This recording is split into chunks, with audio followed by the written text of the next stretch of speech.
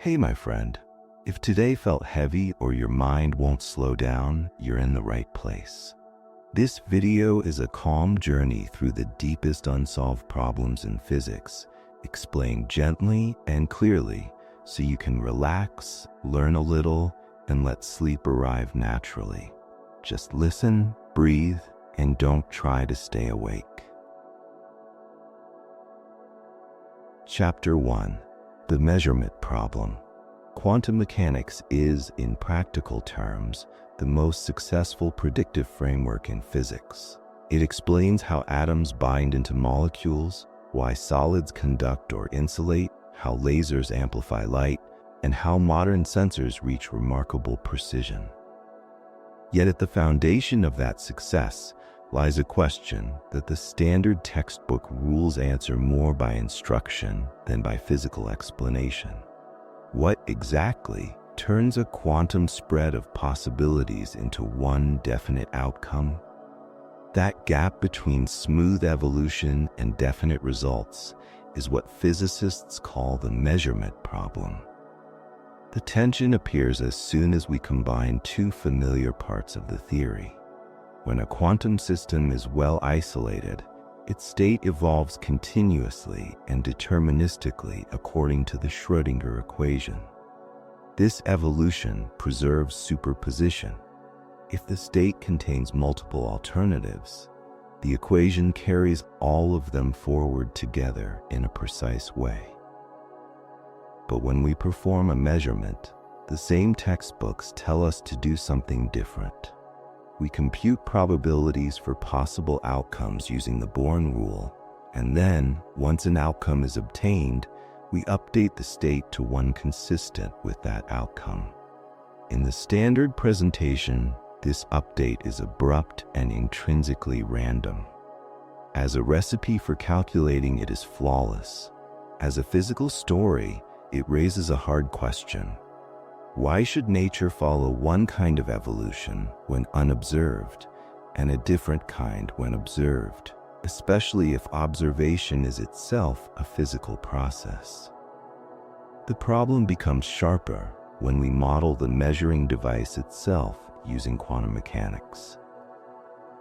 A detector does not simply reveal a value that was already present in a classical sense.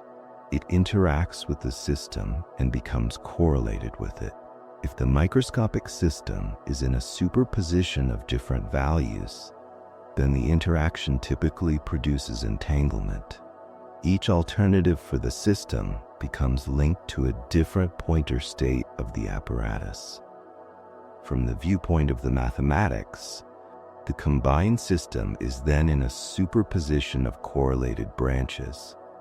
The system in one alternative, together with the apparatus indicating the corresponding result, and the system in another alternative, together with the apparatus indicating a different result. Nothing in the unitary dynamics automatically removes the other branches. The formalism carries them forward together. At first, this can sound like a purely interpretive puzzle, but it is tied to experimental facts. Quantum theory predicts interference effects that require coherence between alternatives. Interference is not just randomness. It is structured behavior in which alternatives can cancel or reinforce depending on relative phase. Interferometers, diffraction experiments, and many modern quantum devices demonstrate that the alternatives cannot always be treated as merely unknown. If the system truly had a definite value all along and we just lacked information, then many interference phenomena would not appear with the predicted strength and structure. The success of these experiments suggests that superposition is not merely a placeholder for ignorance. It is part of how the world behaves when coherence is preserved. A classic way to sharpen the dilemma is to notice that the unitary dynamics can be extended outward without internal contradiction.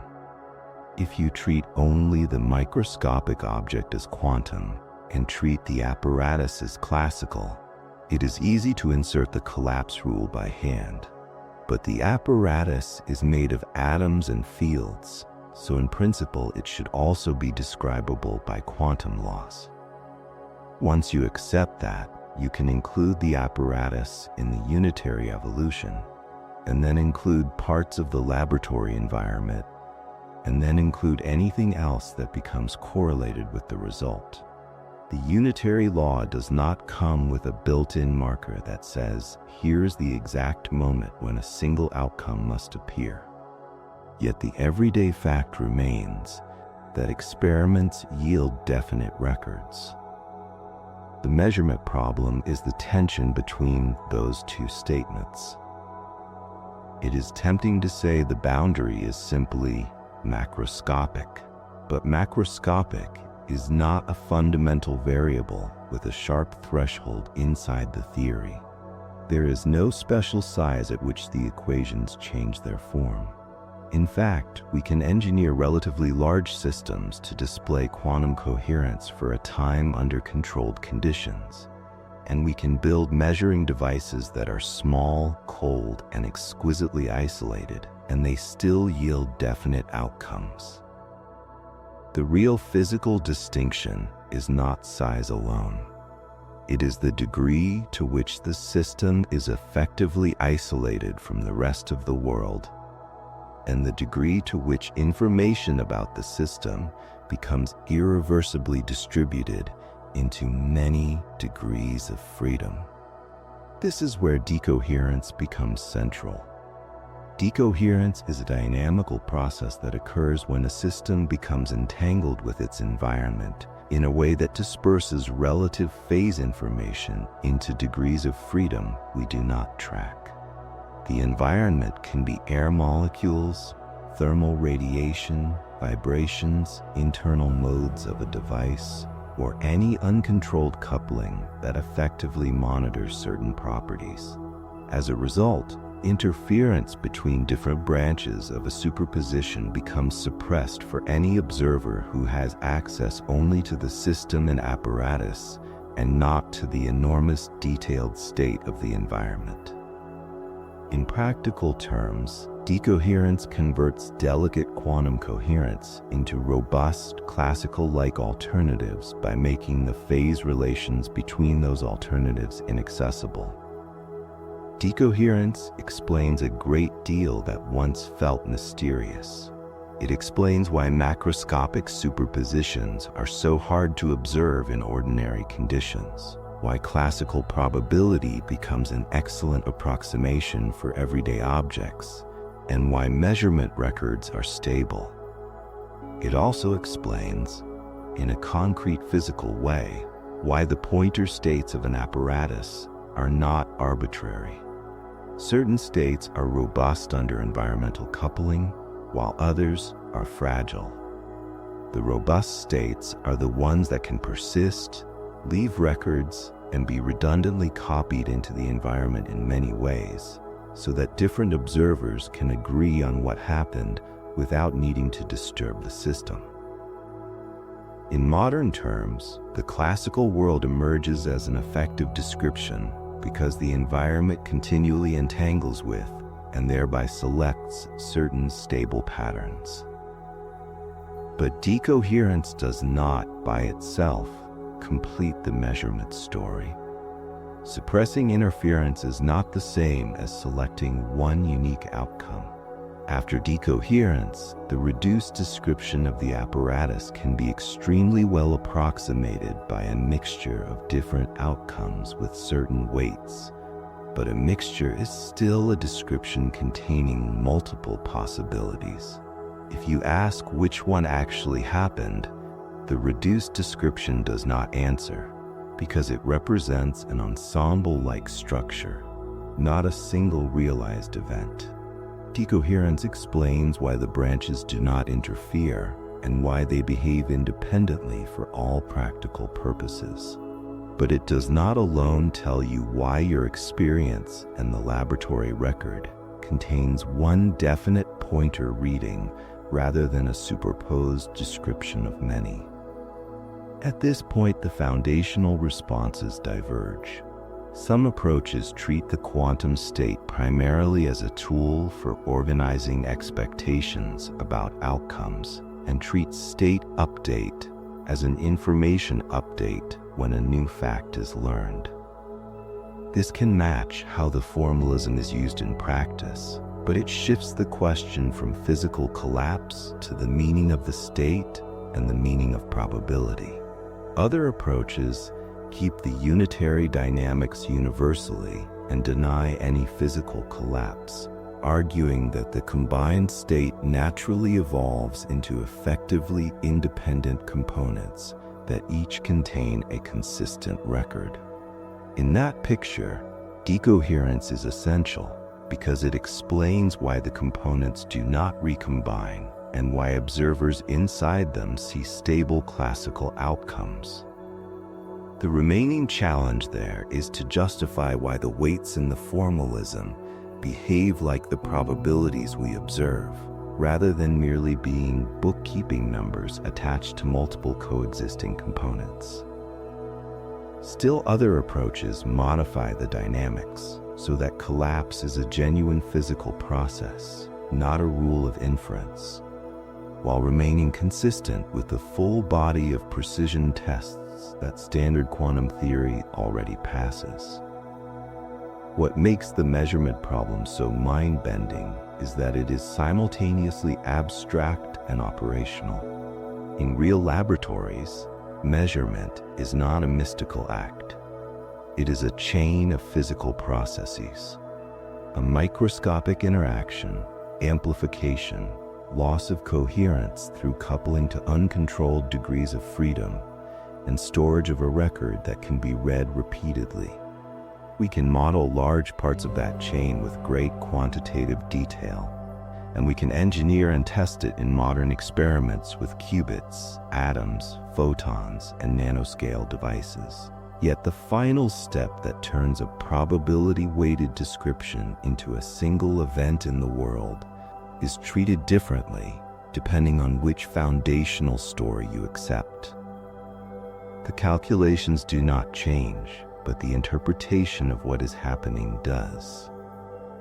Trusted scientific discussions of this topic, including careful expositions in standard quantum theory texts, the Stanford Encyclopedia of Philosophy entries on measurement, and technical reviews of decoherence in the physics literature, tend to converge on a sober conclusion. Quantum mechanics is extraordinarily successful, but it is not a single story about reality in the same way that a classical model of trajectories is. It is a framework with clear rules for predictions and an open space where interpretation and possible extensions compete to explain how those predictions become the single outcomes we record. And if you are listening at the end of a long day, you can let this be calming rather than unsettling. The world is consistent enough that we can build clocks, computers, and instruments that work with quiet reliability, even when the deepest explanation is still being refined. The laws themselves remain steady, so you can let your mind loosen its grip, let your breathing slow, and allow the day to fade while the universe continues, patiently and predictably, doing what it always does. Chapter 2: The Problem of Initial Conditions. Every physical theory that successfully describes change relies on a quiet assumption that is rarely emphasized outside advanced discussions. The laws tell us how a system evolves once it is already defined, but they do not, by themselves, tell us why the system began in one particular state rather than another. This gap between laws and beginnings is known as the problem of initial conditions, and it appears everywhere in physics, from the motion of planets to the evolution of the entire universe. In classical mechanics, the equations of motion specify how positions and velocities change with time. Given a complete description of a system at one moment, The equations determine its future and, in principle, its past. Yet the equations remain silent about why those initial positions and velocities had the particular values they did. They accept those values as inputs, not as consequences. This is not usually troubling in everyday physics, because initial conditions can often be traced to earlier interactions, collisions, or boundary constraints. A thrown ball has its speed because of the motion of the arm, which has its motion because of muscles, which in turn are governed by chemistry and biology. The chain feels continuous, and the lack of a first explanation does not interfere with practical prediction. The difficulty becomes unavoidable when the system under study is the universe itself. Cosmology uses the laws of gravity, matter, and radiation to describe how the universe evolves over cosmic time. These laws are remarkably successful. They explain the large-scale expansion of space, the formation of galaxies, the synthesis of light elements, and the cooling of radiation from an early hot phase. But even the most refined cosmological models require an initial state. They begin with assumptions about the density, geometry, smoothness, and composition of the universe at very early times.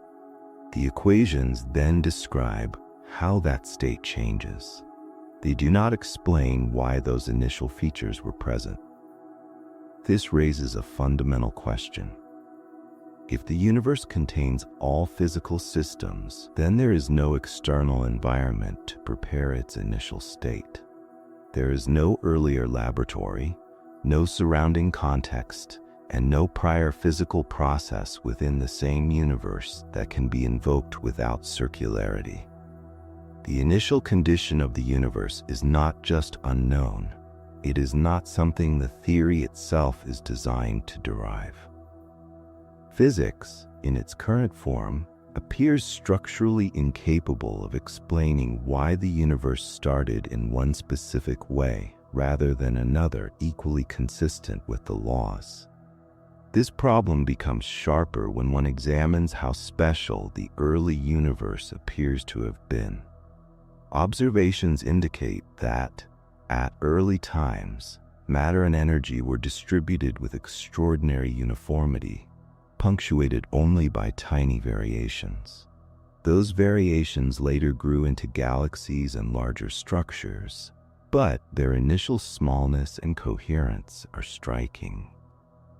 From a statistical point of view, many other initial states would seem possible, including ones far more irregular or chaotic. Yet the universe began in a state that was smooth enough to support long-term structure formation and stable physical processes. Attempts to address this issue often involve mechanisms that modify or extend the early evolution. But these mechanisms themselves require assumptions about initial conditions. For example, models of rapid early expansion are often introduced to explain why distant regions of the universe share similar properties. These models can show how certain features become insensitive to later details, but they still rely on the system starting in a particular range of states for the mechanism to operate. The question of why those starting states were realized remains. The same conceptual structure appears in statistical physics. The microscopic laws governing atoms are typically time-symmetric, meaning they do not prefer a direction of time. Yet macroscopic systems exhibit irreversible behavior. Heat flows from hot to cold, gases spread out, and entropy increases. The explanation relies on the system starting in a low entropy state, one that occupies a very small region of the space of possible microscopic configurations. Given such a beginning, the overwhelmingly likely evolution is toward higher entropy. But again, the laws do not explain why the system began in that special state. They explain what follows from it. When applied to the universe, this observation becomes profound. The early universe appears to have been in an extraordinarily low entropy condition compared to what the same laws would allow. This low entropy is what makes the arrow of time possible and gives rise to the familiar sense of past and future. Yet the laws of physics, whether classical or quantum, do not single out that initial condition. They are compatible with many others that would lead to very different cosmic histories, including universes with no long-lived structures at all. One might hope that quantum theory changes the situation by introducing intrinsic uncertainty and probabilistic behavior. In quantum cosmology, the state of the universe is described by a wave function or a related mathematical object. This wave function encodes probabilities for different configurations of geometry and matter. But here too, the equations governing the wave function require boundary conditions. They describe how the wave function behaves, not why it takes one form rather than another. Proposals for specific boundary conditions exist, but they function as postulates rather than consequences of deeper laws. This is why the problem of initial conditions is often described not as a technical gap, but as a structural limitation of physical explanation. Physical laws, as currently formulated, relate states across time. They do not generate the first state from nothing. They presuppose a domain in which time, change, and description already make sense. When pushed to the very beginning, or to the question of why there is this universe rather than another consistent with the same laws, the explanatory power of physics reaches a boundary. Importantly, this does not mean physics fails or becomes unreliable. Within its domain, it remains extraordinarily precise. It predicts how stars burn, how atoms interact, and how light propagates across cosmic distances. The problem of initial conditions does not undermine these achievements. Instead, it highlights a distinction between describing evolution and explaining origin. Physics excels at the first and remains largely silent on the second.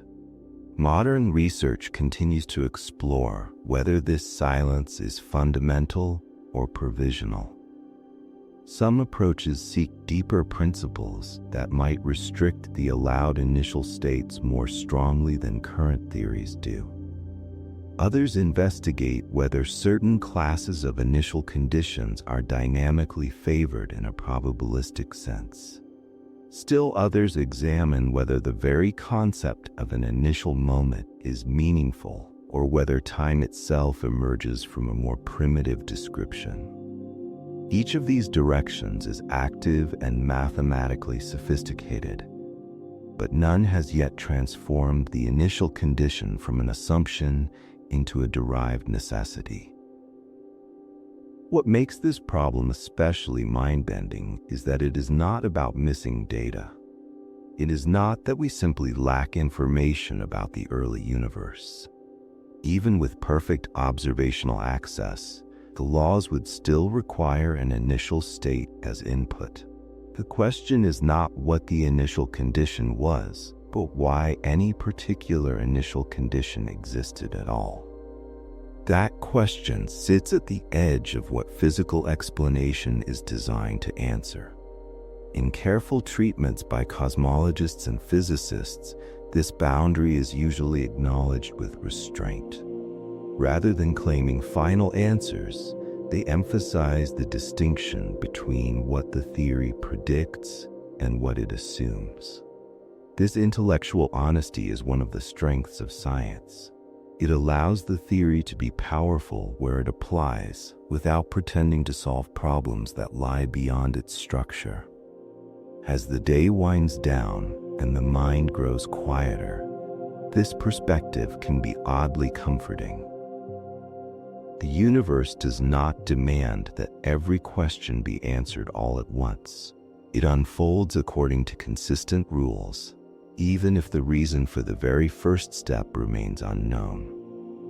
You can rest with the thought that not knowing the ultimate beginning does not diminish the order and reliability of the world around you. The laws continue to guide stars and atoms alike, and for now, that steady continuity is enough to let the day gently come to a close. Chapter 3: The Three-Body Problem. In the early history of physics, few successes were as striking as the solution to the two-body problem. When only two objects interact through gravity, the equations of motion can be solved exactly. Their trajectories can be predicted indefinitely into the future and reconstructed into the past. Planets trace elegant paths, moons follow stable orbits, and the motion unfolds with mathematical clarity. This success shaped a powerful intuition that the universe, governed by precise laws, should in principle be predictable if we know the rules and the starting conditions. The three-body problem quietly dismantles that intuition. The three-body problem asks a simple question. Given three masses interacting through gravity, can we predict their motion for all time? The laws involved are not exotic. They are the same gravitational principles that work flawlessly for two bodies. Yet the moment a third body is added, something profound changes. The equations remain well-defined, deterministic, and time-reversible, but their solutions cease to be expressible in closed form. More importantly, the motion becomes extraordinarily sensitive to initial conditions in a way that makes long-term prediction fundamentally unstable. This sensitivity does not arise from randomness or external noise. It emerges directly from the structure of the equations themselves. Each body feels the gravitational pull of the other two, and those pulls change continuously as the bodies move. Small differences in position or velocity at the beginning lead to exponentially diverging trajectories over time. Two systems that start almost indistinguishably close will eventually behave in dramatically different ways. This behavior is deterministic chaos, and the three-body problem is one of its earliest and clearest manifestations in physics. It is important to be precise about what cannot be solved. The problem is not that the equations are unknown or incomplete. They are fully specified and have been tested with immense precision. The problem is that their solutions do not admit general expressions that allow us to write down the future motion in a simple, universal way. For specific initial configurations, one can compute numerical solutions to any desired accuracy over finite periods. But no general formula exists that captures all possible behaviors of three gravitating bodies across all time. This is not a matter of mathematical convenience. It reflects a deeper instability built into the dynamics. Historically, the recognition of this difficulty marked a turning point. It showed that even classical physics, often regarded as the paradigm of predictability, contains systems whose long-term behavior cannot be practically or conceptually forecast in detail. The unpredictability does not come from ignorance of the laws, but from the amplification of infinitesimal differences. Any real measurement of initial conditions has finite precision. In a chaotic system, that finite precision places a hard limit on how far into the future meaningful prediction is possible, regardless of computational power. In astrophysics, the three-body problem is not a theoretical curiosity. Real cosmic systems frequently involve three or more gravitating bodies. Star clusters, planetary systems with multiple planets, triple star systems, and galaxies interacting through gravity all exhibit behavior shaped by this instability. While many such systems appear stable over long timescales, their stability is often statistical rather than absolute. Tiny perturbations accumulated over immense periods can eventually lead to ejections, collisions, or dramatic rearrangements. One striking consequence is that there is no sharp boundary between order and disorder in gravitational systems. Some configurations yield quasi-regular motion for long durations before suddenly transitioning into chaotic behavior. Others display chaos from the outset. The same equations govern both regimes. The distinction lies in the geometry of the trajectories in the abstract space of possible states, not in any change of physical law. This makes the problem especially challenging to classify and predict in general terms. The three-body problem also illustrates a subtle but crucial distinction between solvability and determinism. The motion of the bodies is fully determined by the laws and the initial state. There is no randomness introduced by the theory itself. Yet the outcome is not predictable beyond a certain horizon, because prediction requires stable mapping from initial conditions to future states. In chaotic systems, that mapping becomes effectively discontinuous at practical scales. Determinism survives, but predictability does not. This distinction matters deeply for how we understand the limits of science. It shows that even with perfect laws, there are systems whose detailed future behavior cannot be forecast in practice, or even in principle once finite precision is acknowledged. This is not a failure of physics, but a feature of nonlinear dynamics. The three-body problem reveals that the universe can be lawful without being transparently foreseeable. Over time, mathematicians and physicists have uncovered special cases where partial solutions exist. Certain symmetric configurations lead to periodic or quasi-periodic motion. Others allow conserved quantities that constrain the dynamics. But these cases are exceptional. They do not generalize to arbitrary initial conditions. The general three-body problem remains resistant to complete analytic solution, not because of missing insight, but because of the intrinsic complexity generated by mutual interaction. Modern computational methods allow us to simulate three-body systems with extraordinary numerical accuracy over finite times. These simulations are invaluable in astrophysics and celestial mechanics. They can predict planetary motion over millions of years and model interactions in star clusters with impressive realism. Yet even these methods encounter fundamental limits.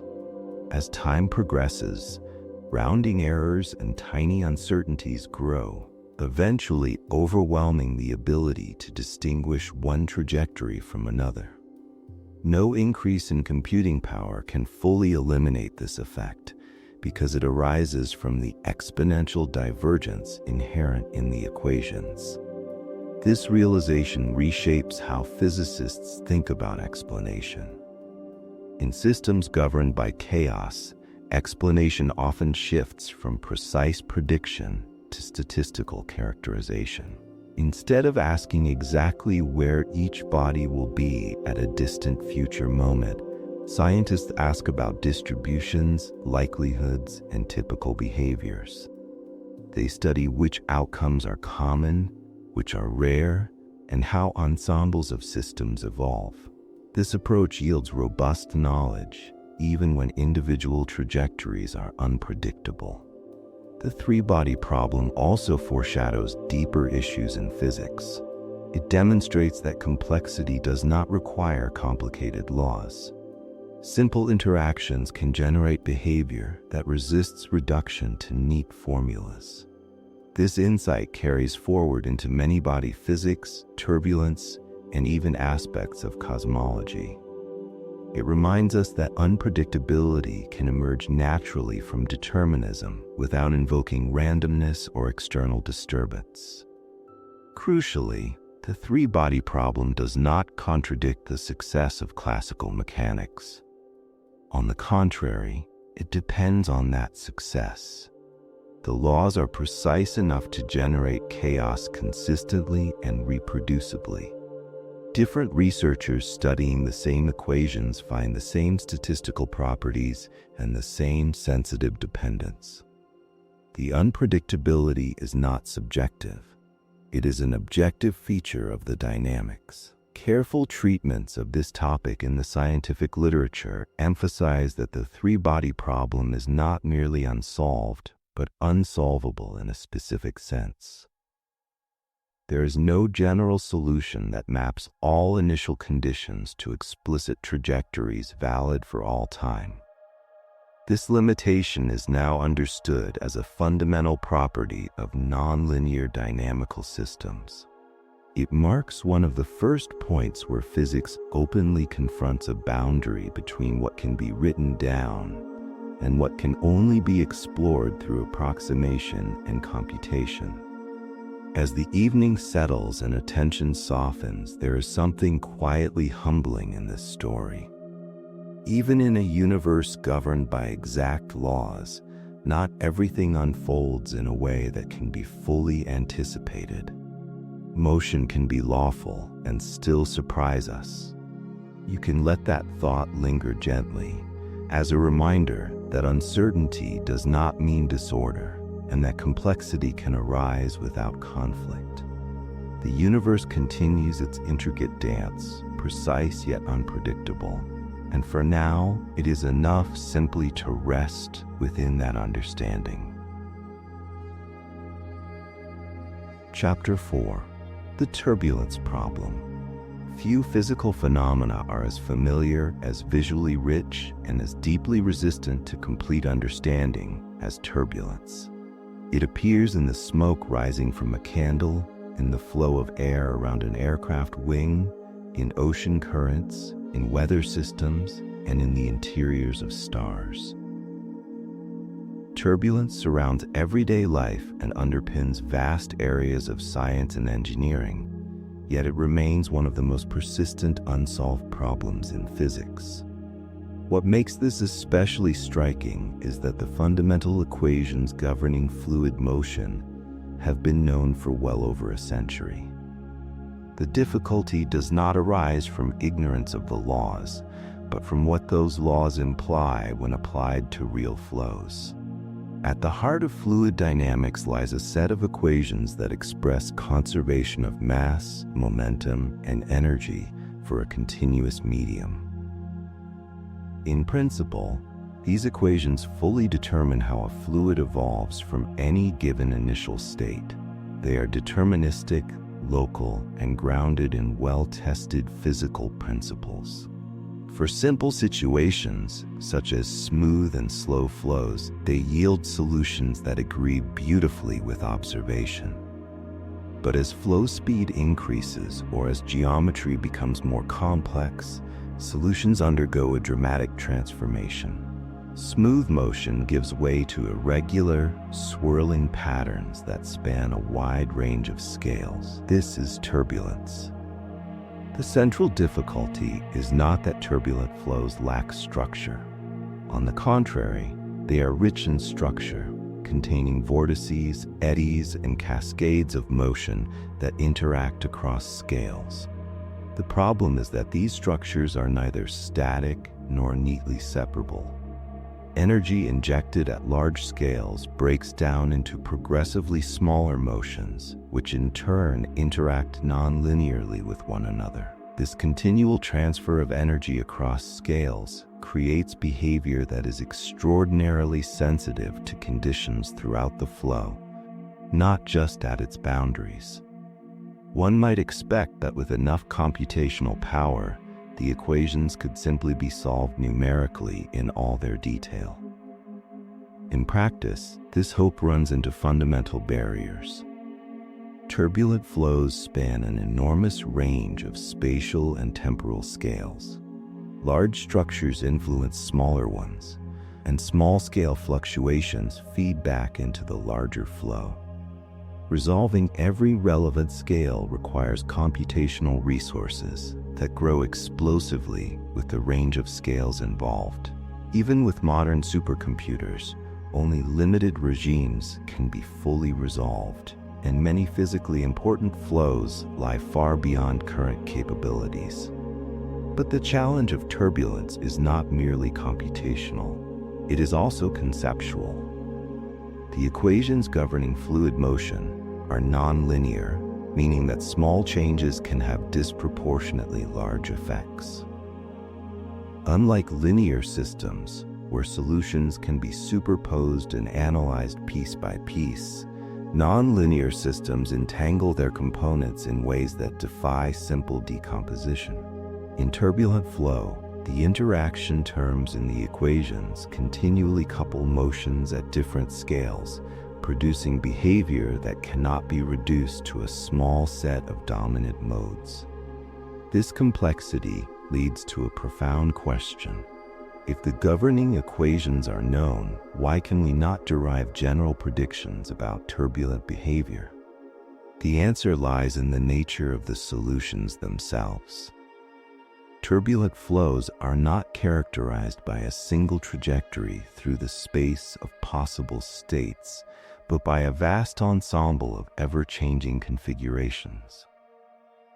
The flow never settles into a steady pattern, yet it is not random in the sense of being structureless. It occupies a constrained but highly intricate region of its state space, with statistical regularities that emerge only when many degrees of freedom are considered together.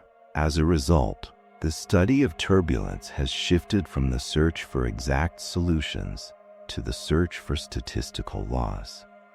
Physicists seek to understand how quantities like energy, momentum, and vorticity are distributed across scales on average, rather than attempting to track every detail of the flow. This statistical approach has yielded important insights, including robust scaling behaviors that appear across a wide range of turbulent systems. Yet these results are typically derived using approximations, assumptions, and empirical input. They do not emerge as exact consequences of the fundamental equations. One of the most famous open questions in this area concerns the existence and smoothness of solutions to the equations of fluid motion in 3 dimensions. Roughly speaking, the question asks whether smooth initial conditions can evolve into singularities in finite time where quantities like velocity gradients become unbounded. Despite decades of intense mathematical effort, this question remains unresolved. Its resolution would have profound implications for our understanding of turbulence, but even a positive answer would not, by itself, yield a complete predictive theory of turbulent flow. In practical applications, engineers and scientists rely on models that approximate the effects of unresolved scales. These models are indispensable in fields ranging from aerodynamics to climate science. They allow useful predictions to be made despite the impossibility of resolving every detail. However, such models inevitably involve choices about how small-scale behavior influences larger scales. Different choices can lead to different predictions, especially over long times or in sensitive systems. This introduces an irreducible element of uncertainty that cannot be eliminated simply by refining measurements or increasing computational power.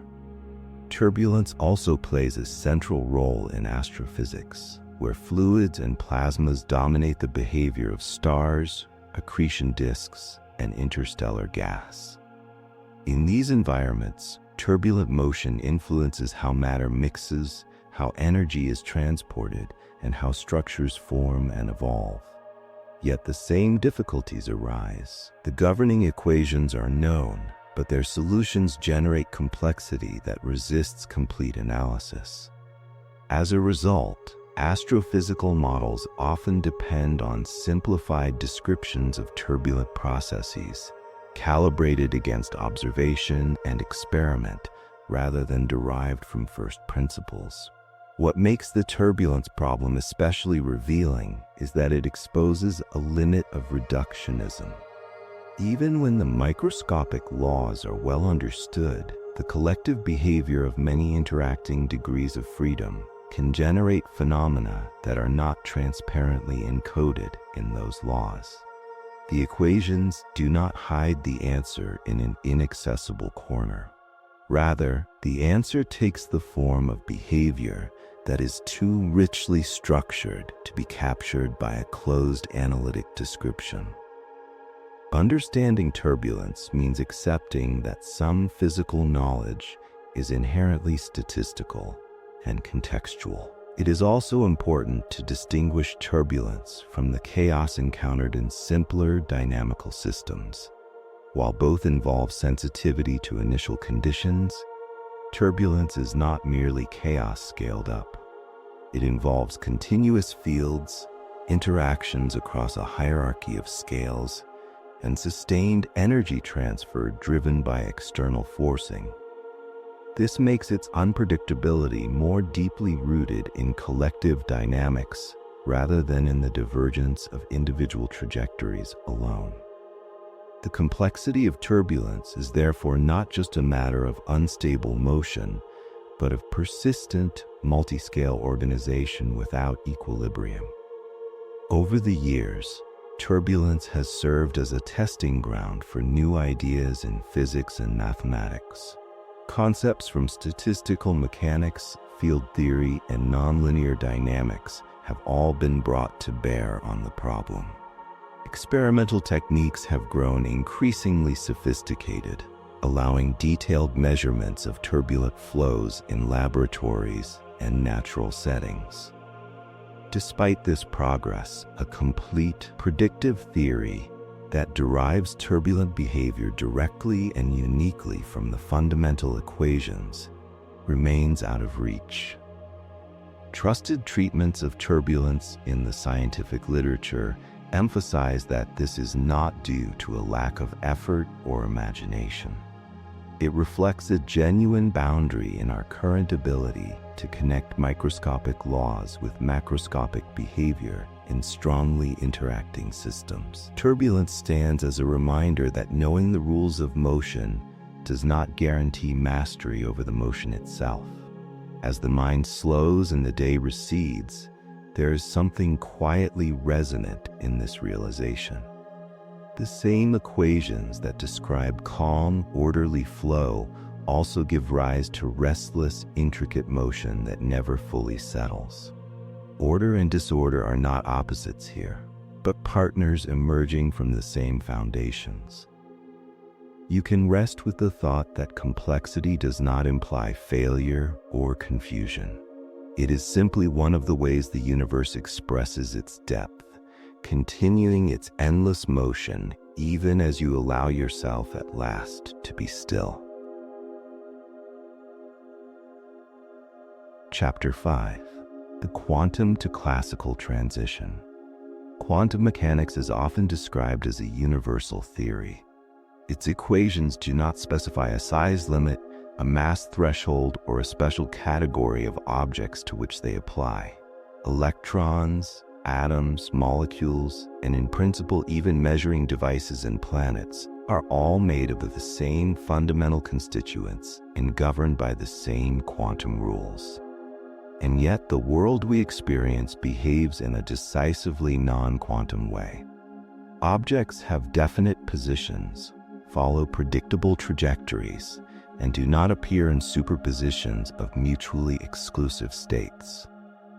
The question of how this classical behavior emerges from quantum laws is known as the quantum to classical transition, and it remains one of the most subtle and revealing problems in modern physics. At first glance, the transition might seem obvious. Quantum effects are small and classical objects are large, but this intuition quickly breaks down under closer examination. Quantum mechanics does not include a parameter that simply turns off when systems grow bigger. The equations governing quantum evolution apply equally at all scales. A molecule made of a few atoms and a crystal containing vast numbers of atoms are both described by quantum states. The theory itself does not declare when superposition, interference, or entanglement should cease to matter. Experiments reinforce this point. Over the past decades, quantum interference has been demonstrated for systems far larger and more complex than individual particles. Molecules consisting of many atoms can display clear quantum wave behavior when carefully isolated. Superconducting circuits involving billions of electrons can be placed into coherent superpositions under controlled conditions. These results show that size alone does not explain the disappearance of quantum behavior in everyday life. The key factor is not size, but interaction. Quantum systems behave in distinctly quantum ways only when they are sufficiently isolated from their surroundings. Isolation preserves coherence, the delicate phase relationships between different components of a quantum state. When a system interacts strongly with its environment, coherence is rapidly degraded. This process is known as decoherence, and it plays a central role in understanding the quantum to classical transition. Decoherence occurs because real systems are never truly closed. They interact with air molecules, thermal radiation, electromagnetic fields, vibrations, and internal degrees of freedom. Each interaction entangles the system with parts of its environment. As a result, information about the system's quantum state becomes distributed among many environmental degrees of freedom. The relative phases that allow interference between alternatives become inaccessible to any observer who does not track the full microscopic state of the environment. In practice, this loss of access happens extraordinarily quickly for macroscopic objects. What decoherence accomplishes is often misunderstood. It does not destroy superpositions in a fundamental sense. Instead, it transforms coherent superpositions into effectively classical mixtures for all practical purposes. After decoherence, the system behaves as if it were in one of several classical states with certain probabilities, even though the underlying quantum description still contains all alternatives. Interference between those alternatives becomes negligibly small, making quantum effects unobservable in practice. This explains why classical behavior is so stable. Once decoherence has occurred, the system's possible states become robust against further environmental interaction. Records form that can be copied, amplified, and read repeatedly without disturbing the system. These stable states define what we recognize as classical reality. They are not arbitrary. They are selected by the dynamics of the system's interaction with its environment. States that are easily disrupted do not persist, while those that are resilient become the basis of classical experience. Despite its explanatory power, decoherence does not fully resolve the quantum to classical transition.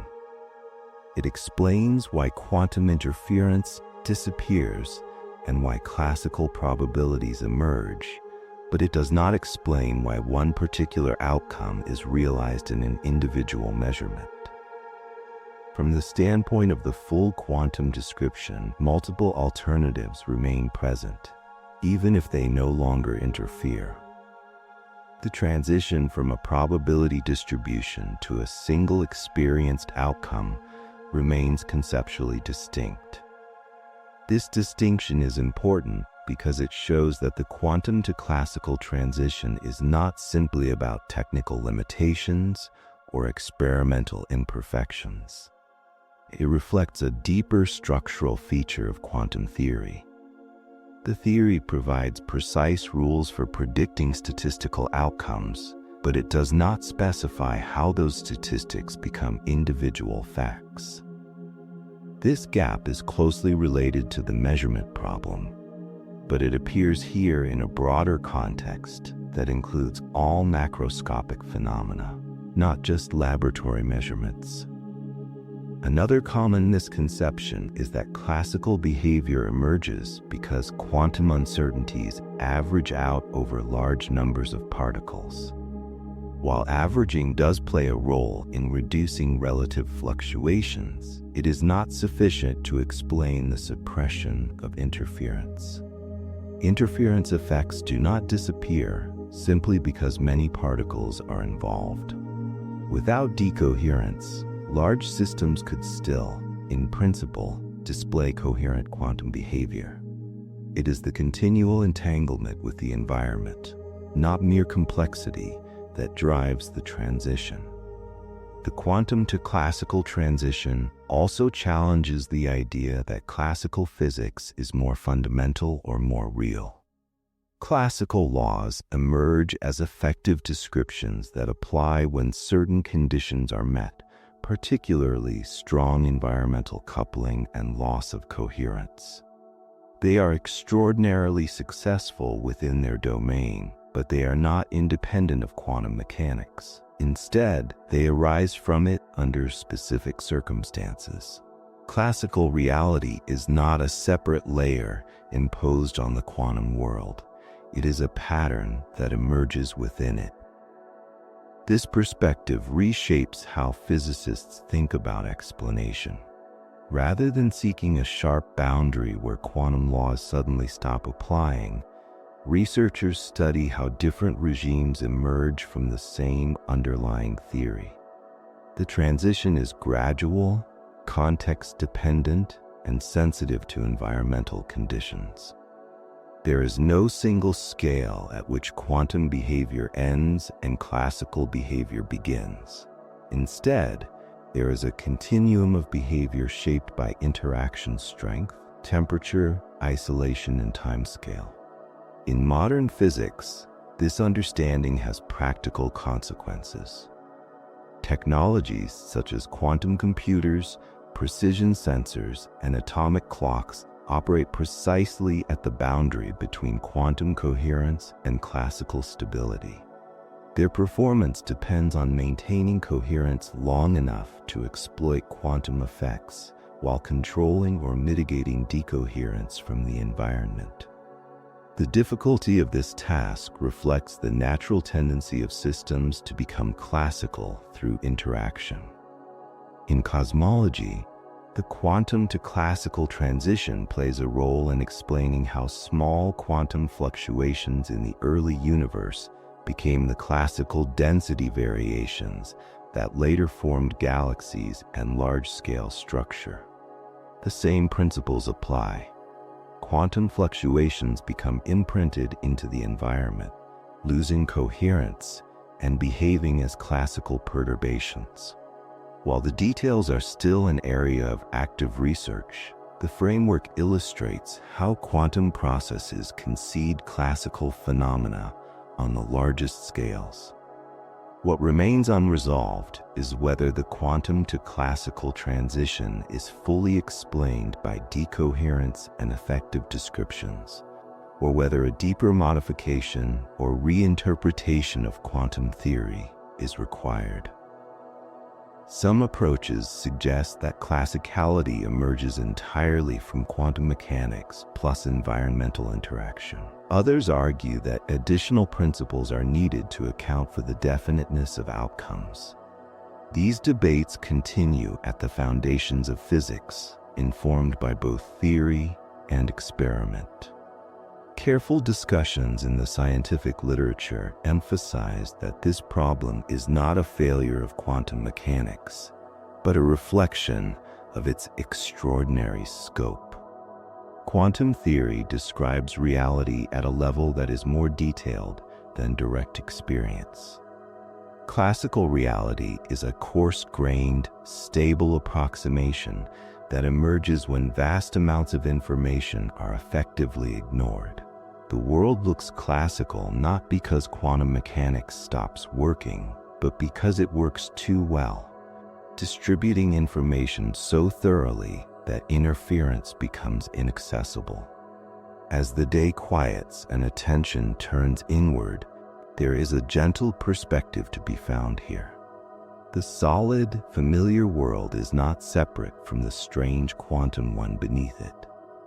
It is a calm surface arising from deeper motion, stable enough to rest upon, even if its foundations remain subtle. You can allow that thought to settle, knowing that certainty and uncertainty coexist without conflict, and that for this moment, the classical world holds steady, giving you permission to do the same. Chapter 6: The Problem of Quantum Gravity. Modern physics rests on two extraordinarily successful frameworks. Quantum mechanics governs the behavior of matter and energy at the smallest scales, describing particles, fields, and interactions with astonishing precision.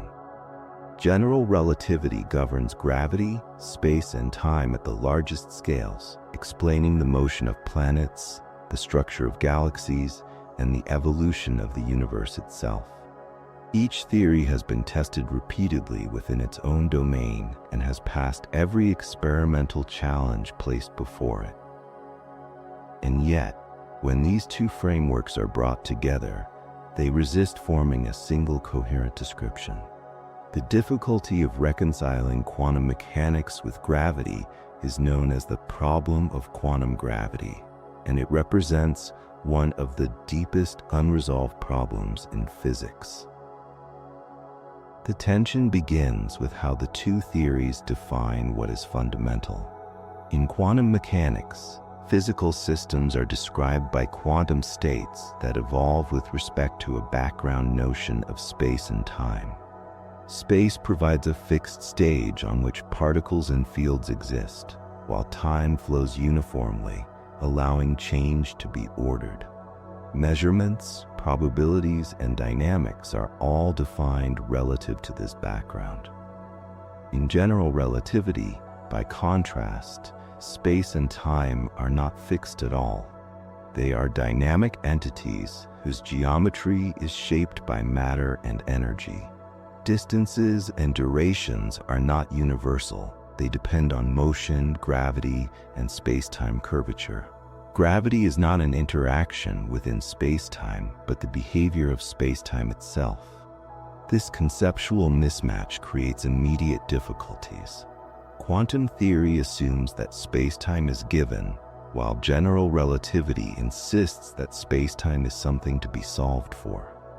When physicists attempt to apply quantum principles directly to space-time geometry, the usual mathematical tools of quantum field theory fail. Calculations that work for other forces produce uncontrollable infinities. These infinities are not merely numerical inconveniences. They indicate that the assumptions underlying the calculation are incompatible with the physical situation being described. One way to understand this incompatibility is to consider how quantum fluctuations behave. In quantum mechanics, all fields fluctuate, even in their lowest energy states. When gravity is included, these fluctuations affect spacetime itself. At sufficiently small scales, spacetime is expected to fluctuate violently, undermining the smooth geometric picture required by general relativity. The very concept of a well-defined distance or time interval becomes ambiguous. Attempts to describe these fluctuations using standard techniques lead to results that cannot be consistently interpreted. Another layer of difficulty arises from the role of time. In quantum mechanics, time plays a special role. It is not an observable in the same sense as position or momentum, but an external parameter that orders evolution. In general relativity, time is part of the dynamical structure of space-time, and can behave differently in different regions depending on gravity and motion. When trying to construct a quantum theory of gravity, it becomes unclear what time even means.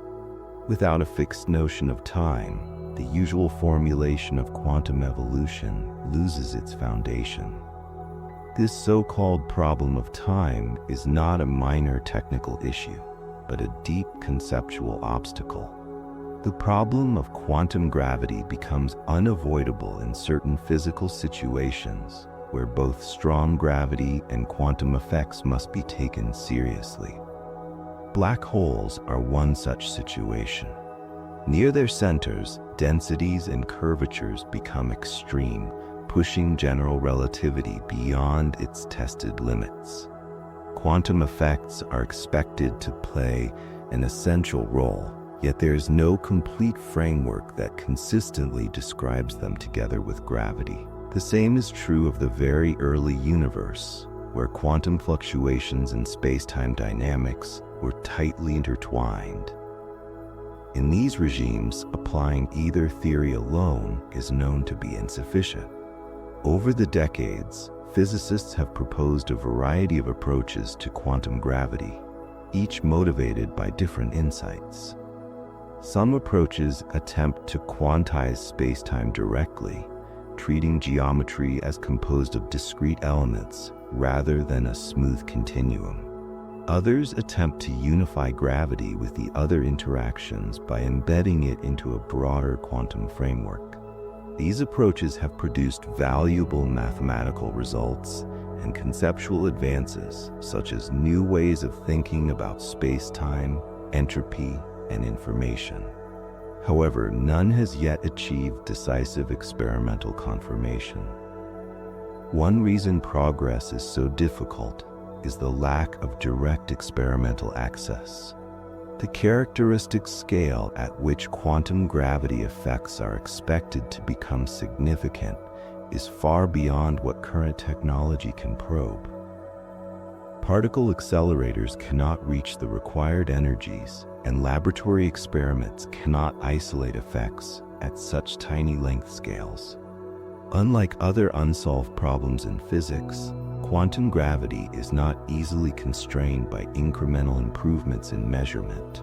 The gap between theory and experiment is unusually wide. Astrophysical observations offer some hope, but they bring their own challenges. Observations of black holes, gravitational waves, and the early universe probe strong gravitational fields. But quantum gravity effects are typically subtle and difficult to disentangle from classical behavior. Even when potential signatures are identified, interpreting them requires assumptions about the underlying theory. This creates a situation in which theory and observation are tightly interdependent, complicating attempts at empirical validation. The persistence of the quantum gravity problem has led many physicists to adopt a more cautious view of what physical theories represent. Rather than viewing quantum mechanics and general relativity as final descriptions of reality, they are increasingly seen as effective theories. Each provides an accurate description within a certain domain, but neither is expected to remain valid under all conditions. The search for quantum gravity is therefore not simply about adding gravity to quantum mechanics, but about discovering a deeper framework from which both theories emerge as approximations. This perspective is reinforced by historical precedent. Classical mechanics was once thought to be universally valid until it was shown to emerge from quantum mechanics under appropriate conditions. In a similar way, it is plausible that both spacetime geometry and quantum behavior arise from a more fundamental structure that does not resemble either theory in its familiar form. If this is the case, then many of the difficulties encountered in quantizing gravity may stem from forcing fundamentally new physics into old conceptual categories. The problem of quantum gravity also forces physicists to confront the limits of reductionism. In other areas of physics, understanding smaller components often leads to understanding larger systems. With gravity and space-time, this strategy may fail. Space and time themselves may not be composed of smaller pieces in any straightforward sense. They may be emergent features of collective behavior at a deeper level, much as temperature emerges from the motion of many particles without being a property of any single one. Careful treatments in the scientific literature emphasize that uncertainty here is not a sign of weakness, but of intellectual honesty. Physics advances by clearly identifying where its current tools succeed and where they fail. The problem of quantum gravity marks a boundary where established methods no longer apply reliably. Recognizing that boundary is essential to making genuine progress. Despite the lack of a final theory, the search for quantum gravity has already enriched physics. It has deepened our understanding of black holes, clarified the role of information in physical law, and sharpened questions about the nature of space-time itself. Even without experimental confirmation, these insights have influenced how physicists think about the universe at its most fundamental level. As the mind slows and the day begins to recede, there is something quietly grounding in this unresolved problem. The universe operates with remarkable consistency on the scales we inhabit, even if its deepest structure remains unknown. Gravity continues to shape the cosmos, and quantum laws continue to stabilize matter without requiring their ultimate unification to be understood tonight. You can rest with the thought that mystery does not imply disorder. It simply marks the edge of what is known, leaving space for future understanding, while the world for now holds together well enough for you to let go and be still. Chapter 7. The Information Loss Problem. Among the many unresolved questions in modern physics, few are as conceptually sharp and as deeply unsettling as the information loss problem. It sits at the intersection of quantum mechanics, gravity, and thermodynamics, and it challenges some of the most basic assumptions about how physical reality preserves its history. At its core, the problem asks whether information about the physical state of a system can be permanently destroyed. According to quantum mechanics, the answer should be no. According to certain implications of gravity, particularly in the presence of black holes, the answer appears to be yes. Reconciling these two conclusions has proven extraordinarily difficult. In quantum mechanics, information is not a vague or philosophical concept. It has a precise meaning. The complete quantum state of a system contains all physically accessible information about that system. The fundamental equations governing quantum evolution are reversible in time. If the state of a closed system is known at one moment, then in principle it can be reconstructed at any other moment, both in the future and in the past. Even when outcomes appear random, the underlying evolution preserves information in correlations and phases. This principle is often summarized by saying that quantum evolution is unitary, meaning that information is conserved. This conservation is not merely a theoretical preference. It underpins much of modern physics. It ensures that probabilities add up consistently, that interference patterns behave predictably, and that physical processes can be described without ambiguity. If information were truly destroyed, the basic structure of quantum theory would be undermined. Predictions would lose their reliability, and the link between past and future states would be fundamentally broken. Gravity, when described by general relativity, introduces a radically different picture.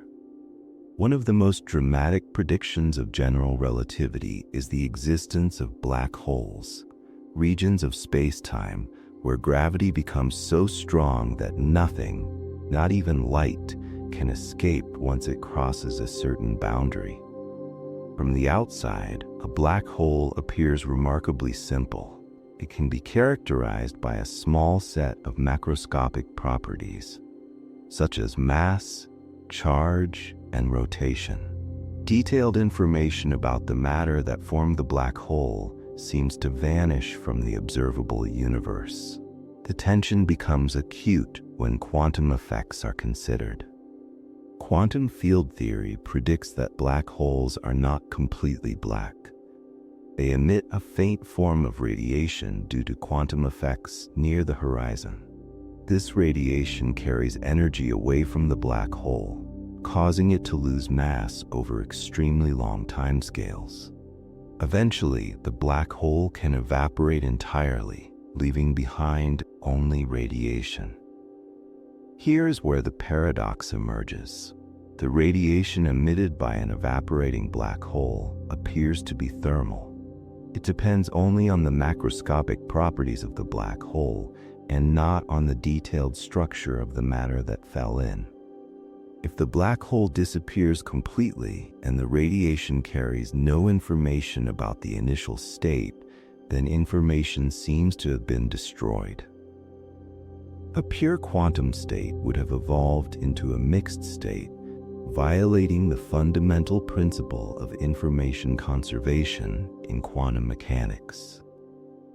This apparent contradiction is not a minor technical issue. It strikes at the heart of how physical law is supposed to work. If information can be lost in this way, then the evolution of quantum states would no longer be reversible in principle. Two distinct initial states could evolve into the same final state, making it impossible to reconstruct the past even with perfect knowledge of the present. This would represent a profound departure from the structure of quantum theory. The information loss problem is especially troubling because both sides of the argument rest on well-established physics. General relativity predicts the formation of black holes with horizons that hide interior details. Quantum field theory predicts radiation that looks thermal and featureless. Neither prediction is speculative in isolation. The problem arises when both are assumed to be correct at the same time. One possible resolution is that information really is lost, and quantum mechanics must be modified to allow for this. This would require altering the fundamental rules of quantum evolution, introducing genuine irreversibility at a fundamental level. However, such modifications face serious difficulties.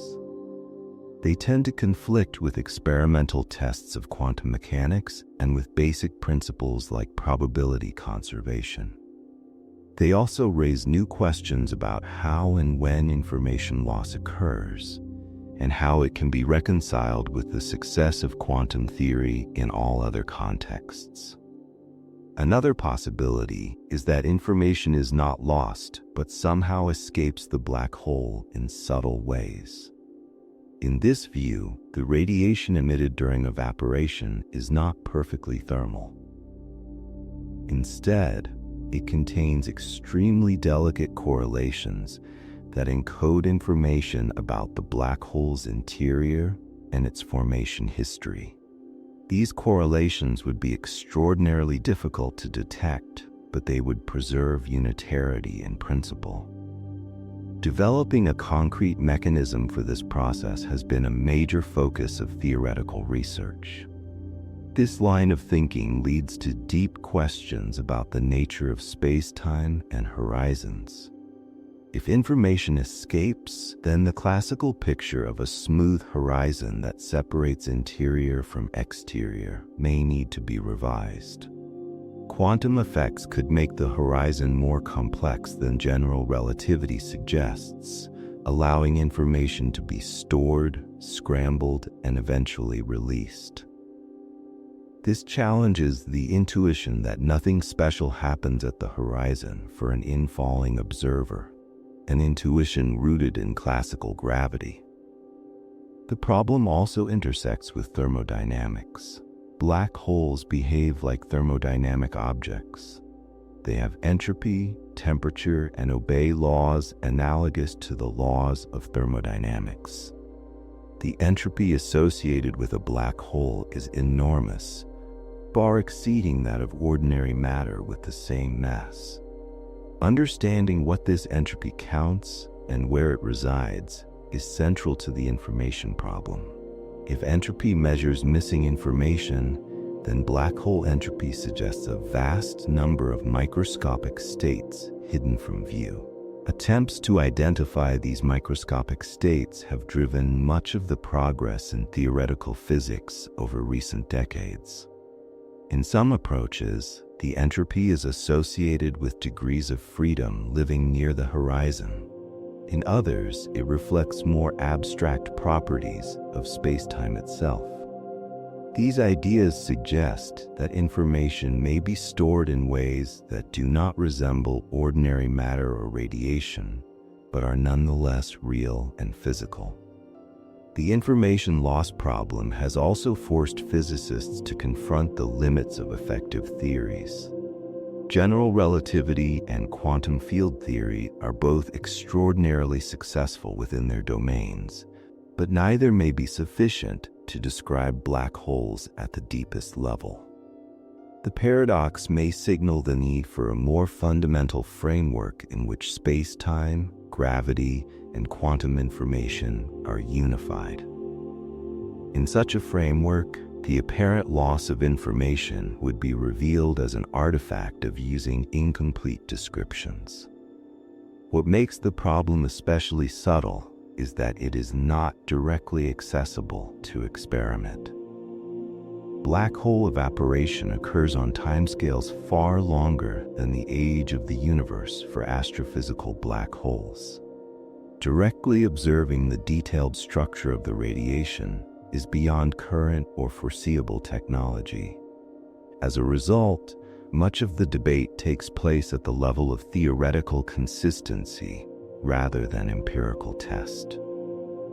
Physicists evaluate proposed resolutions by asking whether they preserve core principles, avoid contradictions, and fit coherently with the rest of known physics. Over time, the information loss problem has reshaped how physicists think about information itself. Information is no longer seen as a purely abstract bookkeeping device, but as something deeply tied to physical law. The idea that information might be as fundamental as energy or momentum has gained increasing traction. In this view, the laws of physics are not just laws of motion, but laws governing how information is stored, transformed, and preserved. The paradox has also highlighted the importance of entanglement. Information in quantum mechanics is often stored non-locally in correlations between parts of a system rather than in any single component. This suggests that even if information appears inaccessible from one perspective, it may still exist in a distributed form. Understanding how such information could be recovered, or why it cannot, remains one of the central challenges. Careful discussions in the scientific literature emphasize that the information loss problem is not a sign of inconsistency in physics, but a sign that our current theories are being pushed beyond their natural limits. It represents a point where well-tested principles collide, revealing the need for deeper understanding. Whether information is ultimately preserved or lost, the resolution will almost certainly transform our picture of space-time, causality, and quantum law. As the day draws to a close, this problem invites a quiet kind of reflection. The universe remembers more than it reveals, storing its history in ways that may be subtle or hidden from view. Even when details seem to disappear, the underlying structure remains ordered and consistent. You can rest with the thought that not all loss is true erasure, and that continuity can exist beneath apparent endings. For now, the cosmos holds its secrets gently, allowing you to set yours down and let the night take over. Chapter 8. The Problem of Cosmic Horizons. One of the most profound limits in physics does not arise from technology, experimental skill, or theoretical ingenuity. It arises from the structure of space-time itself. No matter how powerful our telescopes become or how long we wait, there are regions of the universe that can never be observed, influenced, or tested. This boundary is known as a cosmic horizon, and it represents a fundamental constraint on what physics can know about the universe as a whole. The problem of cosmic horizons is not simply an observational inconvenience. It is a deep limitation built into the geometry and history of the universe. At its core, a horizon marks the limit of causal contact. Physics relies on signals, interactions, and information transfer. Light, gravitational effects, and all known influences propagate at finite speeds. Because the universe has a finite age and a dynamic geometry, there are regions of space-time from which signals have not had enough time to reach us and may never reach us at all. These regions lie beyond our observational reach, not because they are hidden behind matter, but because space-time itself prevents communication. The most familiar example is the observable universe. When we look into space, we also look back in time, because light takes time to travel. There is a maximum distance from which light has had time to reach us since the universe began expanding. Beyond that distance, objects may exist, but their light has not yet arrived. This defines a horizon in both space and time. Importantly, this horizon is not static. As time passes, light from more distant regions reaches us, and the observable universe grows. Yet even as it grows, new regions may recede faster than light due to cosmic expansion, remaining forever beyond reach. Cosmic expansion introduces a second, more subtle horizon. In an expanding universe, space itself stretches. Distant galaxies are not merely moving through space away from us. The space between us and them is expanding. At sufficiently large distances, this expansion causes objects to recede at an effective rate that prevents signals emitted now from ever reaching us, even given infinite time. This defines an event horizon, a boundary beyond which events can never influence our future. Unlike the observable horizon, which shrinks backward in time, the event horizon limits the ultimate extent of causal contact. These horizons are not speculative ideas. They arise naturally from solutions to the equations governing space-time and cosmic expansion, and they are supported by observations of the large-scale universe. Measurements of cosmic expansion indicate that the universe is not merely expanding, but doing so at an accelerating rate. This acceleration strengthens the significance of horizons by isolating regions of space-time from one another more effectively as time goes on. The existence of cosmic horizons has deep implications for cosmology. It means that the universe we can study is only a portion of the universe that exists. Physical conditions beyond our horizon may differ in ways we cannot directly test. Even if the laws of physics are universal, their specific realization, such as particle abundances or large-scale structures, could vary outside our observable region. Physics must therefore confront the fact that some aspects of the universe may be fundamentally inaccessible to observation. This limitation raises a subtle epistemological challenge. Physics traditionally aims to explain phenomena by testing theories against observations. When entire regions of the universe are permanently unobservable, certain hypotheses cannot be confirmed or ruled out by empirical means. This does not make them meaningless, but it changes the standards by which they are evaluated. Theories may need to be judged on internal consistency, explanatory power, and indirect consequences rather than direct observation. Cosmic horizons also affect how we interpret data from the early universe. Observations of the cosmic microwave background provide a snapshot of the universe at a very early time. This radiation appears remarkably uniform across the sky, even between regions that, according to simple models, should not have been in causal contact at the time the radiation was emitted. This apparent uniformity highlights the role of horizons in shaping cosmological puzzles. Explanations involve processes that occurred even earlier, but those processes themselves are constrained by horizon structure. Another consequence of horizons is cosmic variance. Because we can observe only one universe, and only a finite region of it, there are limits to the precision with which certain large-scale properties can be measured. Even with perfect instruments, some statistical uncertainties cannot be reduced because they reflect the fact that we have access to only one realization of the underlying cosmic process. This is not experimental noise, but a fundamental limitation imposed by horizon size. Horizons also intersect with thermodynamics and information. Just as black holes possess horizons that limit access to information, cosmological horizons limit what information is available to any observer. In some theoretical treatments, horizons are associated with entropy and temperature, suggesting that horizons themselves carry physical significance beyond mere geometry.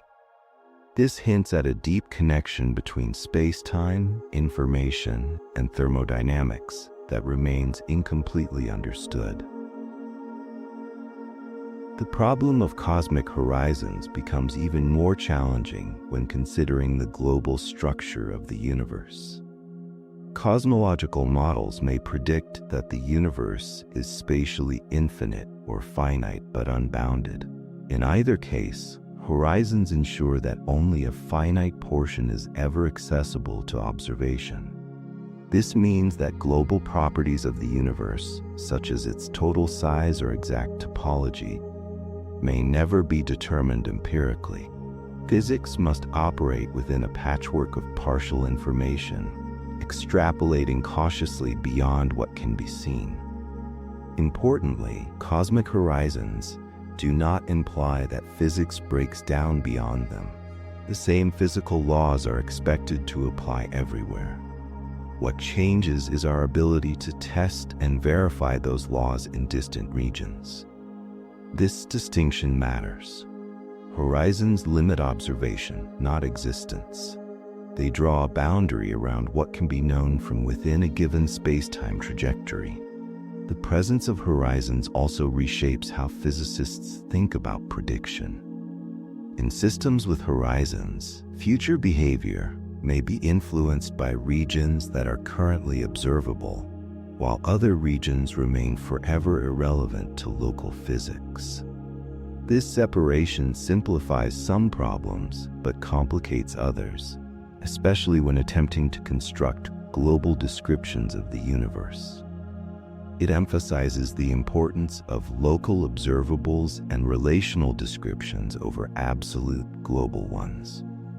Over time, the problem of cosmic horizons has influenced foundational debates about the scope of cosmology.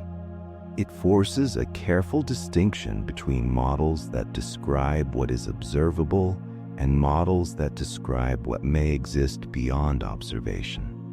While speculative extensions can be mathematically consistent and physically motivated, their empirical status remains inherently limited.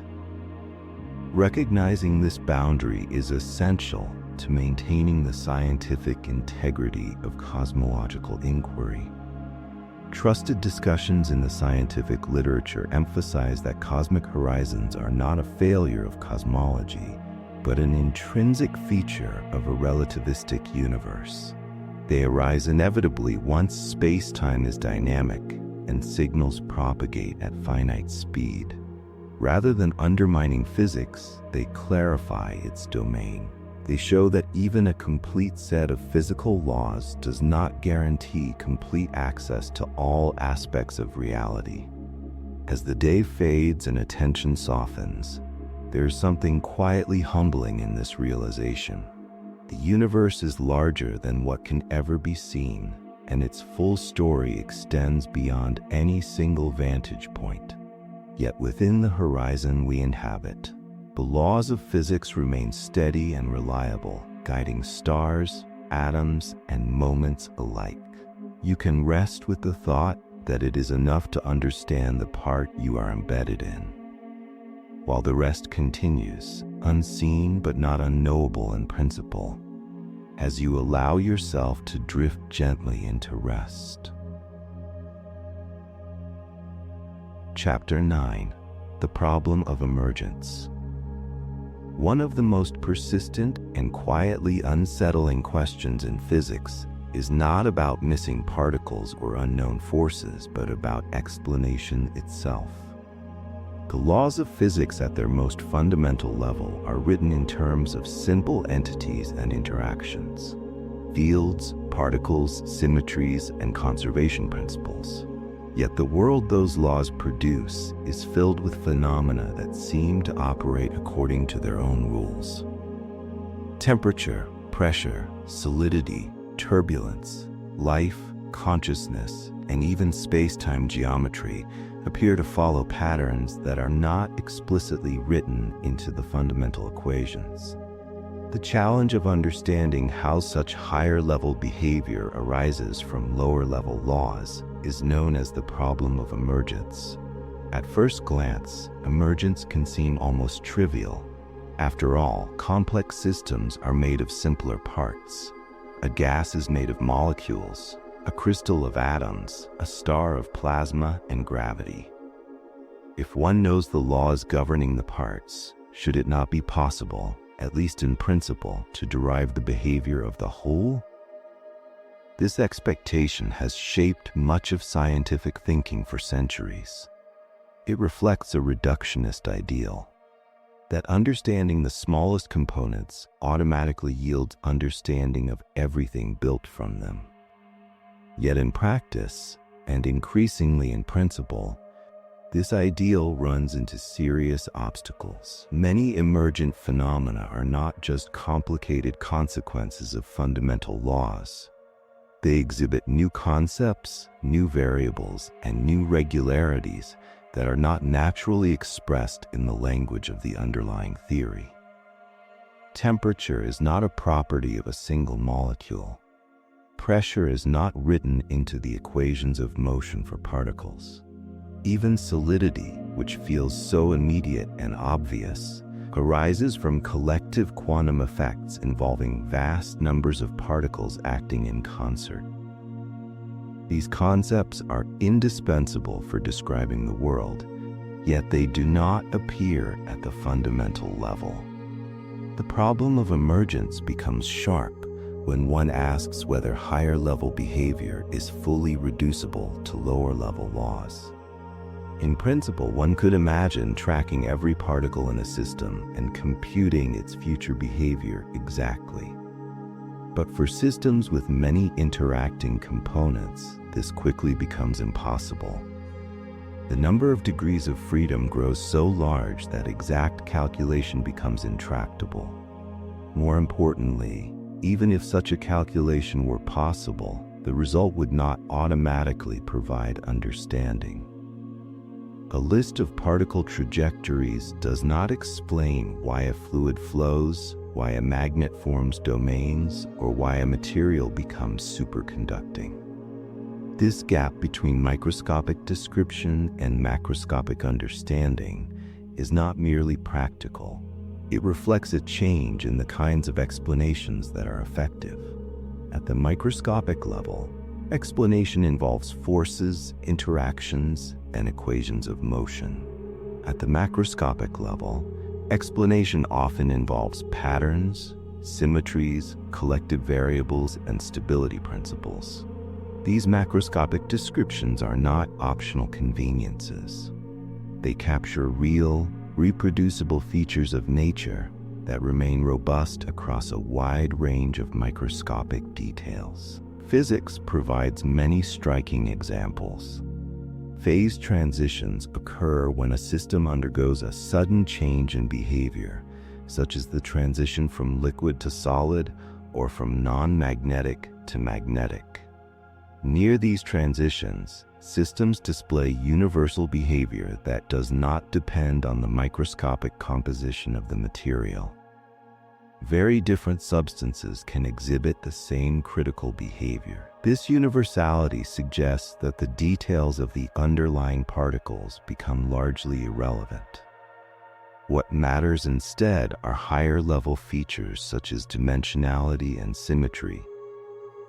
The emergent laws governing these transitions are not obvious consequences of the microscopic equations, yet they are just as precise and predictive within their domain.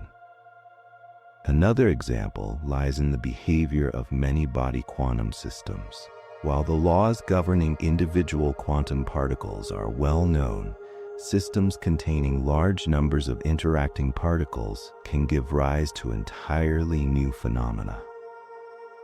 Superconductivity, superfluidity, and the quantum Hall effect all involve collective quantum states that cannot be understood by studying particles in isolation.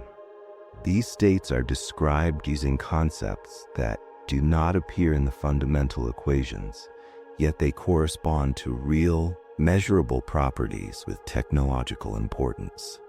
The problem of emergence also appears in space-time physics. In general relativity, space-time geometry is treated as a fundamental entity.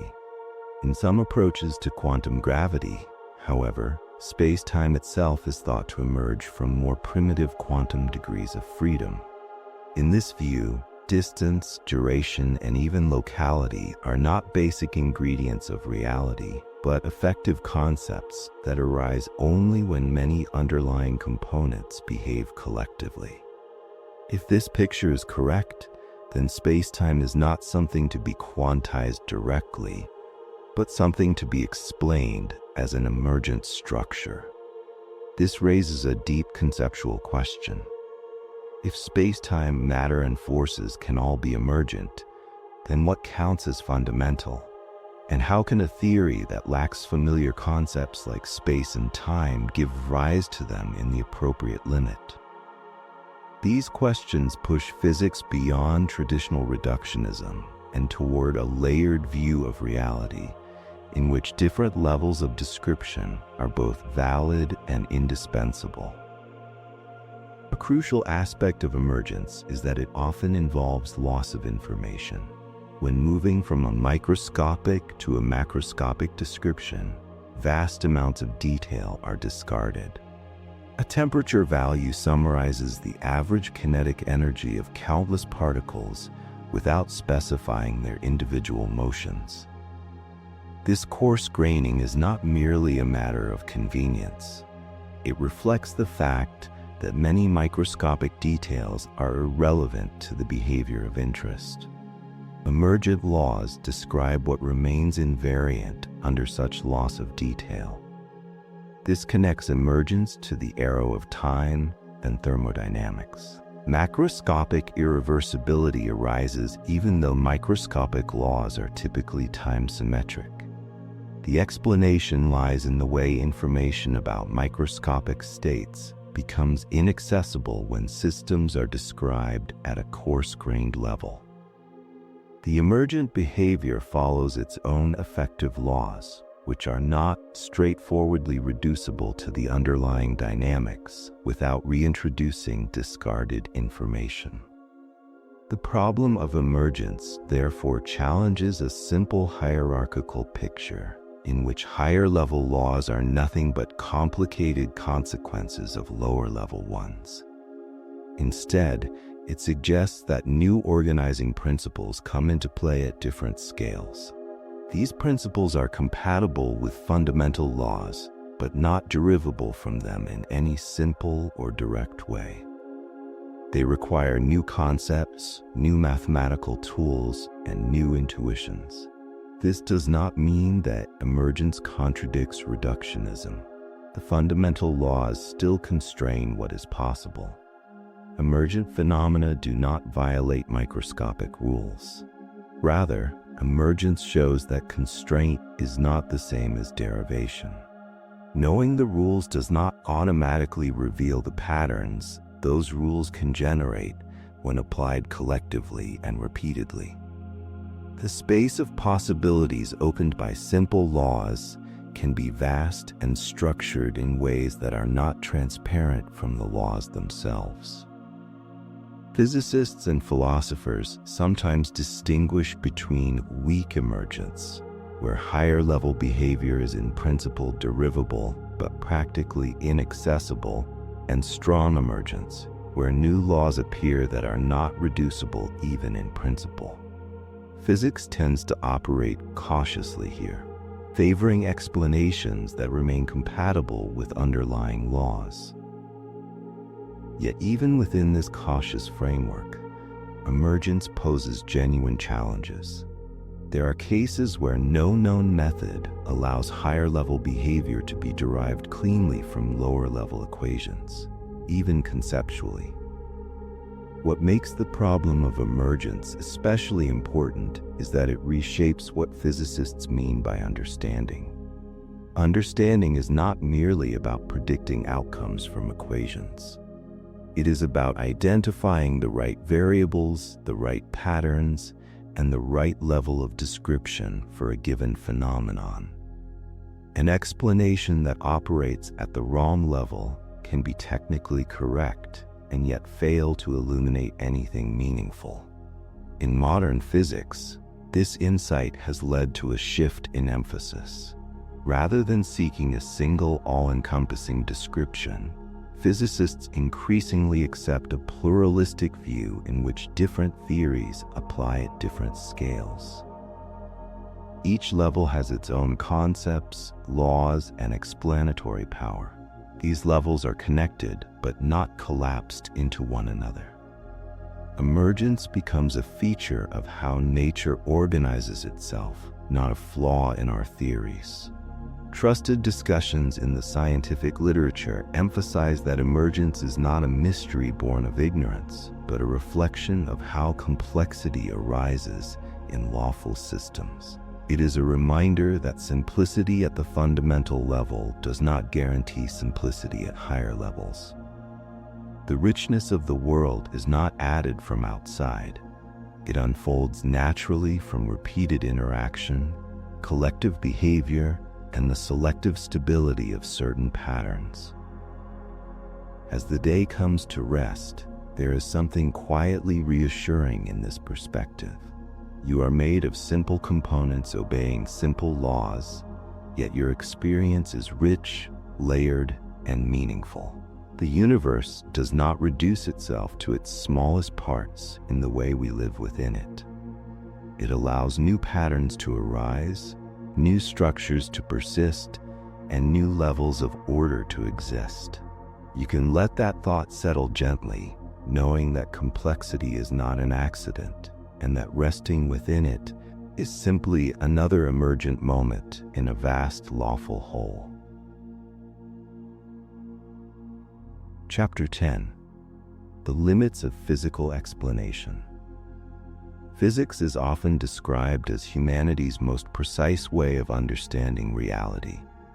It has revealed the structure of atoms, the forces that bind matter, and the large-scale evolution of the universe with astonishing success.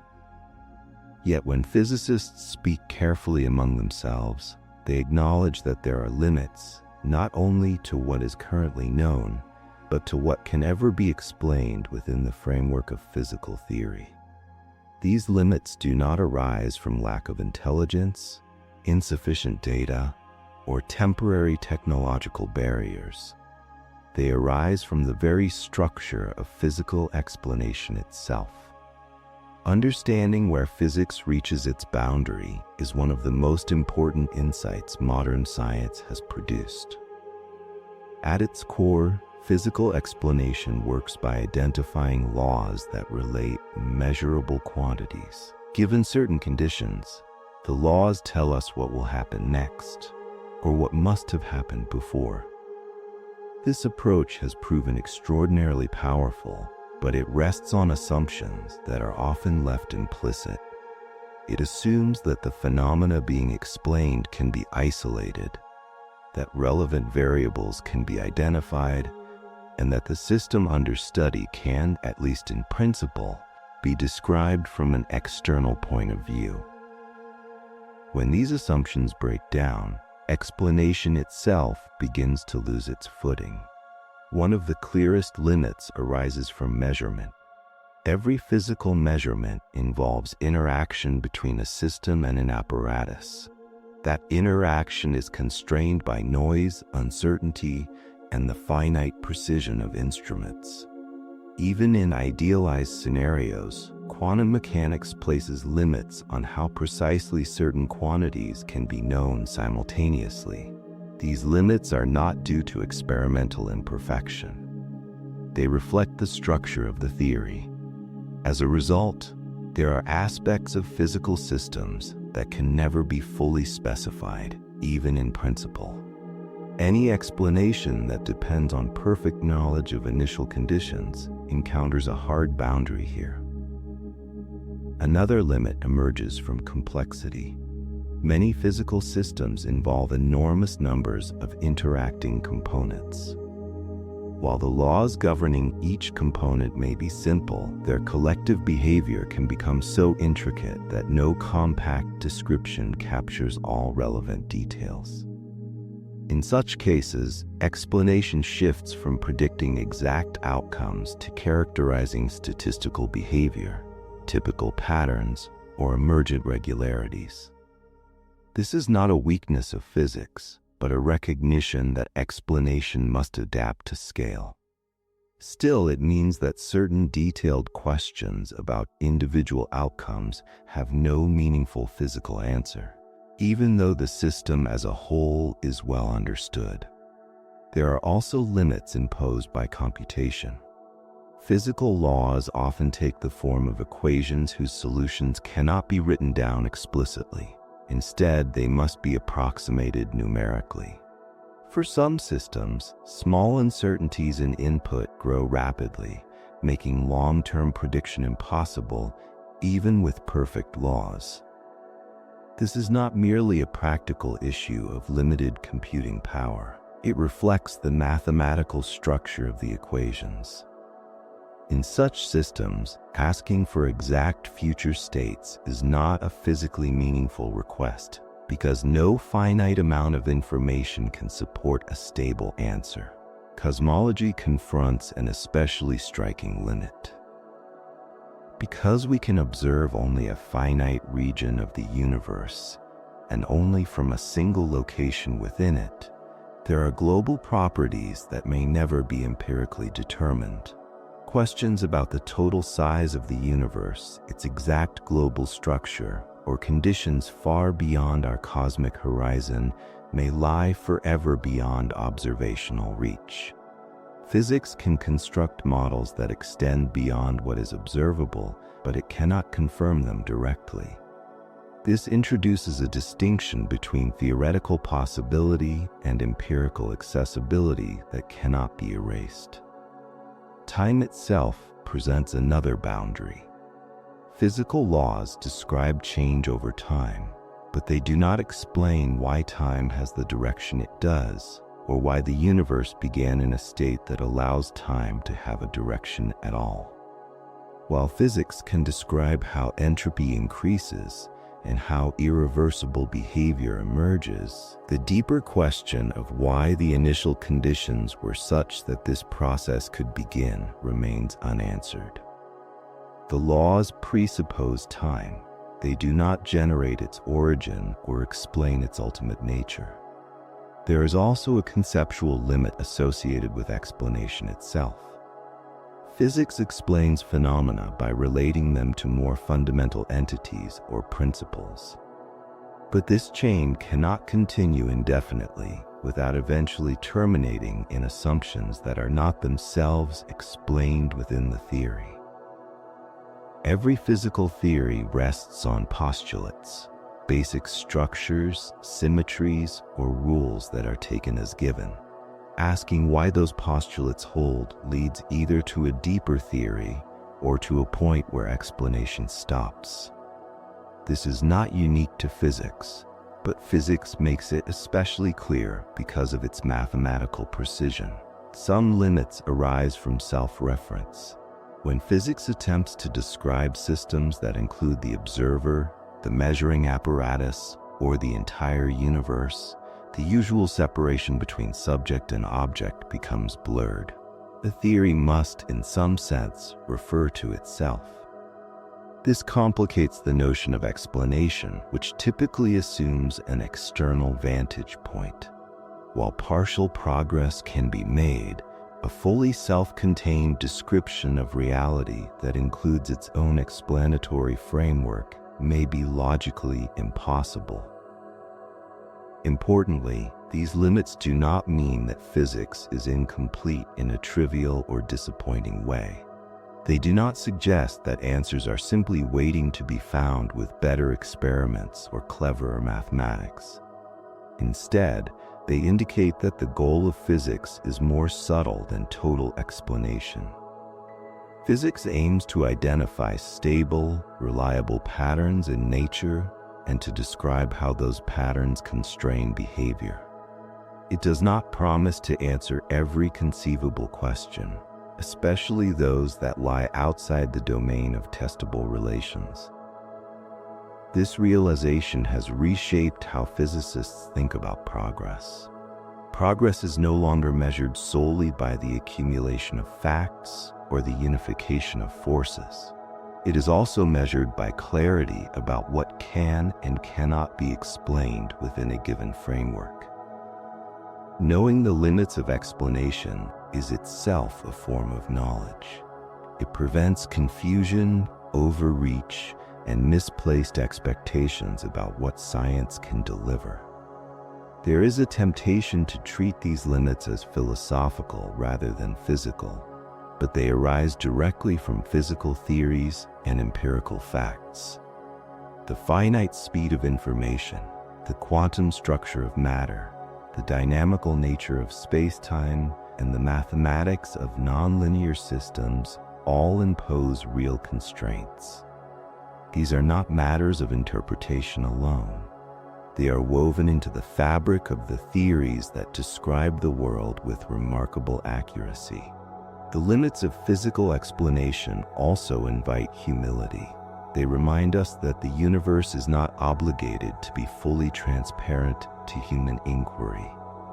The success of physics does not imply that reality must conform to our desire for complete understanding. Instead, it suggests that understanding is always situated, partial, and adapted to the questions we are capable of asking in a meaningful way. At the same time, these limits do not diminish the power or beauty of physics. Within its domain, physics remains one of the most reliable ways of knowing anything about the world.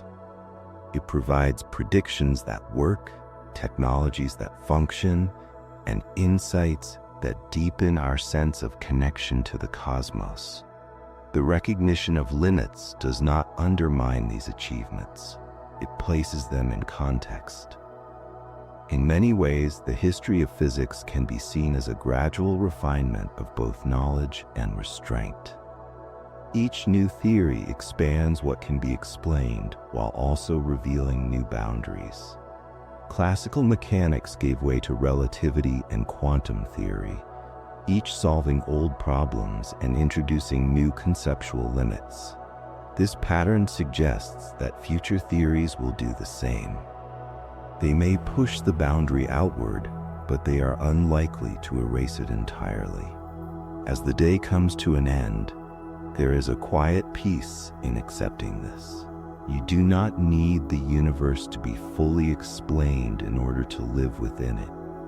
The same laws that reach their limits at the deepest levels still hold steady in the moments that matter most to daily life. The ground remains solid, time continues to flow, and the night arrives as reliably as it always has.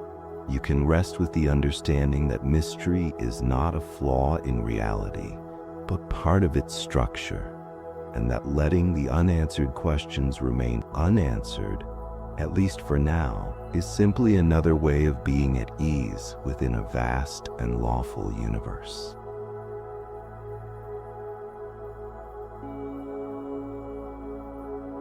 If you're still awake, my friend, there's another quiet journey waiting for you on the channel, ready whenever you are. And if sleep has already begun to pull you in, that's perfect too. May your thoughts drift softly, and may you have sweet dreams among the stars.